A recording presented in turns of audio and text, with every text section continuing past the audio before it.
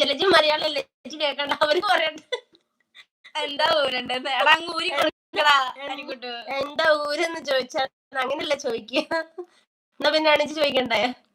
എനിക്ക് വയ്യ, എനിക്ക് ഇതൊന്നും ഊരണ്ട, മര്യാദയ്ക്ക് കൊറേ പറഞ്ഞാ മതി. ലവായി ഇവിടെ.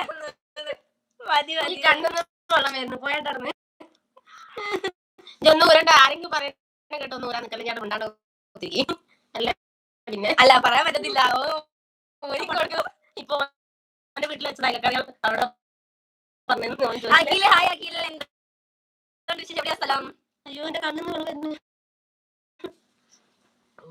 എന്താണാവോ?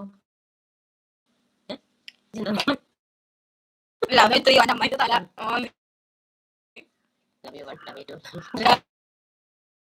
എല്ലാം പോയി, എല്ലാം പോയ